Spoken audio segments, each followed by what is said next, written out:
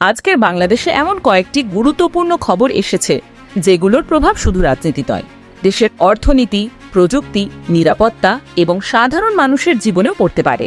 আজকের ভিডিওতে থাকছে বাংলাদেশের নতুন প্রেসিডেন্টকে ঘিরে আন্তর্জাতিক যোগাযোগ, চীনের কাছ থেকে সম্ভাব্য যুদ্ধবিমান কেনার আলোচনা, বাংলাদেশ কোরিয়ার এআই প্রকল্প, রোহিঙ্গা প্রত্যাবাসনের নতুন চাপ এবং আরও একটি গুরুত্বপূর্ণ অর্থনৈতিক খবর। বাংলাদেশ চীনের কাছ থেকে J-10CE fighter jet, attack helicopter এবং UAV সিস্টেম কেনার বিষয়ে এগোচ্ছে। বর্তমান তথ্য অনুযায়ী বিষয়টি এখনও চূড়ান্ত পারচেস অ্যানাউন্সমেন্ট নয়, বরং ফর্মাল নেগোসিয়েশন এর দিকে এগোচ্ছে।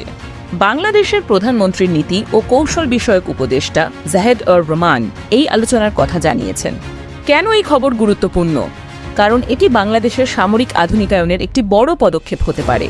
রেডার্স এর প্রতিবেদনে বলা হয়েছে বাংলাদেশ সর্বোচ্চ 2টি J-10CE কেনার বিষয়ে আগ্রহ দেখিয়েছে, তবে চূড়ান্ত সংখ্যা